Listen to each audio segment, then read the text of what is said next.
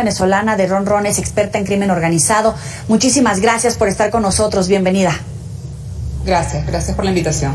Oye, pues ayer se dio a conocer esto por parte de Estados Unidos, hablando de un número importante de elementos que realizarían actividades de espionaje en territorio mexicano. El gobierno de México dice que no tiene información, sin embargo, pues nunca se había dicho abiertamente este tipo de información, incluso todavía el jefe del Comando Norte lo confirma con su par del Comando Sur en Estados Unidos. Es decir, está de alguna manera verificada esta información, pero a propósito de qué sale en este momento esta información, ¿cuál sería el objetivo? Sí, bueno, estamos viendo que incluso esta información, o uno de los argumentos que da el jefe del Comando Norte, es que la presencia o la gran presencia de una manera muy libre y muy amplia de los carteles mexicanos operando obviamente en territorio mexicano facilita esta presencia de rusos. O sea, de alguna manera está queriendo responsabilizar el hecho de la pérdida de control sobre el territorio mexicano por parte del gobierno, de la operación de los carteles, que tienen muchos años operando, y que esto puede ser una cosa que propicie la presencia de los rusos actuando en territorio mexicano. De hecho, también hubo unas declaraciones en ese sentido también por un incidente en Tamaulipas hace poco, y también desde Estados Unidos. Entonces, bueno, pudiera tener que ver con eso, o sea, pudiera tener que ver un poco, quizás para conectar esta presencia de los rusos con las actividades de crimen organizado que desarrollan los carteles mexicanos, que bueno, ya sabemos el poder que tienen. Esa es una posibilidad. Lo otro es que ciertamente ya ha venido habiendo comentarios sobre posible presencia de rusos, no solamente en ámbitos militares y como incluso inversionistas en distintos países de la región, sino que también se habla de la presencia de espías rusos. Se ha hablado de la presencia de espías rusos ya en 2020 en Colombia.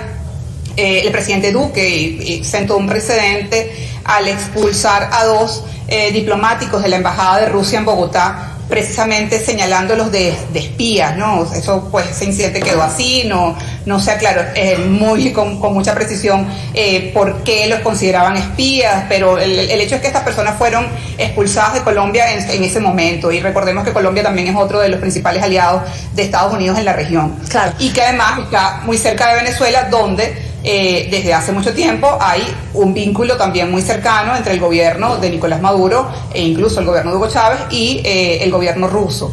Entonces, digamos, hay unas combinaciones allí que sería interesante analizar y que pudieran estar también marcando esta declaración. O sea, si se habla de que México es el país que tiene más presencia, bueno, México está muy cerca de Estados Unidos, o sea, de alguna manera Estados Unidos pudiera estar pensando en buscar algún mecanismo para protegerse de esto, o utilizar este argumento de la supuesta presencia de rusos para tratar de tomar alguna medida contundente o más fuerte para protegerse de los carteles mexicanos. O sea, hay que mirar como esas posibles opciones en esta declaración. Ahora, esas lecturas son importantes porque efectivamente Estados Unidos, cuando ha puesto el dedo en la llaga de estos dobles discursos que se pueden enviar, pues han sido atendidos por parte del gobierno colombiano, más allá de en qué gobierno haya sido. Y Colombia ha tenido mucho cuidado en marcar distancia, precisamente por esta vinculación que existe entre Rusia, Venezuela, Nicaragua o Cuba en términos geopolíticos. Ayer el propio embajador de Estados Unidos en México decía en el Congreso mexicano que es peligroso que se den estas dobles señales, estos dobles discursos cuando se invita al embajador de Rusia en México a hablar en el Congreso, donde el propio embajador le agradece a México que no se sume al paquete de sanciones como lo ha hecho el resto de Occidente en este embate hacia Ucrania.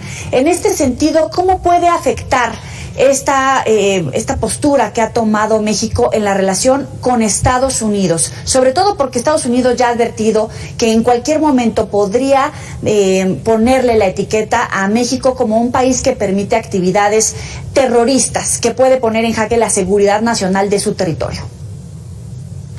Sí, bueno, Estados Unidos es muy contundente con ese tipo de situaciones, o sea, cuando hay algún evento que ellos consideran que pueden poner en jaque su seguridad, y eso va desde el narcotráfico hasta actividades que, bueno, que son consideradas como actos terroristas o grupos o protagonizadas por grupos terroristas, pues obviamente actúa con mucha contundencia. Entonces, sí, o sea, es posible que por llamarlo de alguna manera, coqueteo del gobierno mexicano con los rusos incomode a Estados Unidos y pueda generar alguna reacción un poco más contundente. O sea, yo creo que habría que esperar un poco porque además todo está como muy tenso, o sea, todo el mundo está buscando como un acomodo y no creo que ninguno de los países, o sea, ni Estados Unidos y ni México tampoco, vayan a dar pasos contundentes en falso. O sea, es una situación muy complicada porque además hay un espíritu bastante complicado y en rechazo y muy generalizado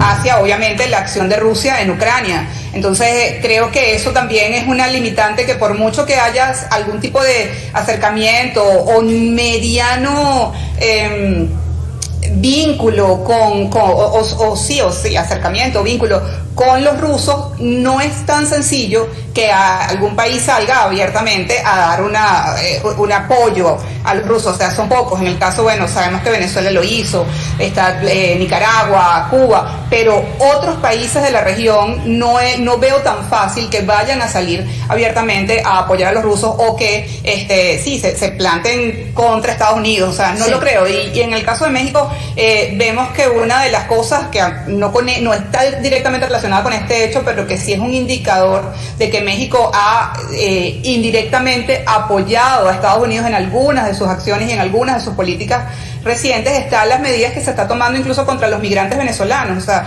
el hecho de que México pida visa, el hecho de que México acepte retener a los migrantes venezolanos en su frontera, es de alguna manera una forma de apoyar las políticas migratorias de Estados Unidos. Entonces, creo que hay que buscar ahí, eso es como un balance, o sea, hay que buscar ahí que ganan, que pierden, ceden en algunas cosas, pero en otras asumen otras posiciones. Entonces, bueno, creo que hay que mirar, o sea, es un tablero, un escenario bastante complejo y que creo que lo que sí creo es que cada país va a ir dando pasos muy firmes y muy certeros antes de tomar decisiones abiertas y muy drásticas. O sea, creo que van a ser muy cuidadosos. Ahora, tocas un tema medular. Hoy hemos estado platicando acerca de los puertos en territorio mexicano, los riesgos por el flujo de narcotráfico, de armas, de trata de personas.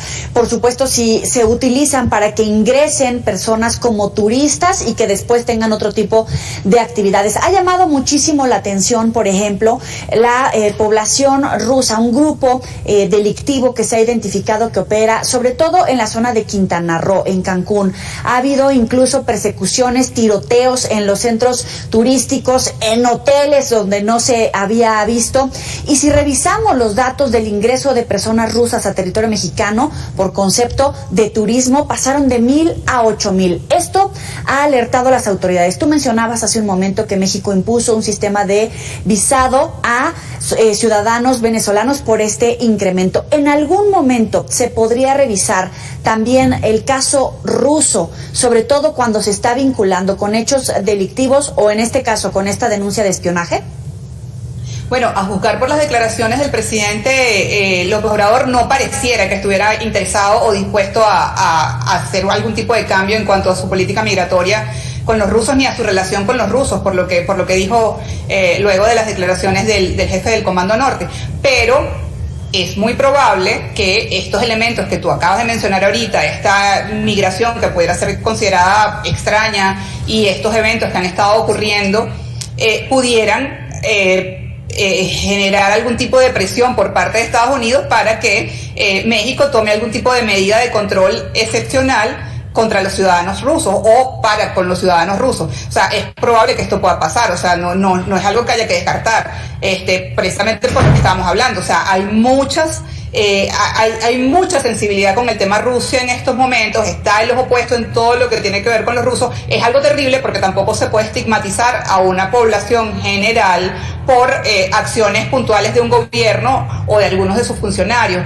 Sin embargo, bueno, lamentablemente en estas ocasiones hemos visto cómo estas acciones pueden afectar al resto de la población. O sea, es muy probable que la mayoría de esas personas rusas que están entrando a México sean turistas simplemente, pero efectivamente tampoco hay que descartar la posibilidad de que estén vinculados a mafias dedicadas al crimen organizado, narcotráfico principalmente, o a otro tipo de actividades que pudieran ser justamente, como lo ha denunciado Estados Unidos, el espionaje. O sea, no voy a afirmar que es así, pero eso no se puede descartar. Entonces, bueno, estas dudas obviamente van a generar quizás algún tipo de reacciones, algún tipo de presiones por parte de Estados Unidos, y pues sí, o sea, quizás evaluar y revisar este tipo de la situación migratoria o las condiciones de migración de estas personas de nacionalidad rusa. Lamentablemente, pues a veces se generaliza, ¿no? ¿Cómo se manejan? ¿Hay un patrón que han identificado, por ejemplo, en la vía de acceso de actividades delictivas a través de los puertos? Ingresar como turistas, crear un personaje, una historia, y después, bueno, empezar a desarrollar otro tipo de actividades. Quiero nada más y destacar que no, efectivamente, no se puede generalizar, así como no nos gusta que los mexicanos digan que todos somos, que cometimos algún acto delictivo en Estados Unidos, por supuesto, no se puede generalizar. Sin embargo, en las actividades delictivas han detectado un patrón, en ese reducido, muy reducido grupo han detectado este patrón, y por eso es que existe la alerta en la operación de los puertos, en este caso de México.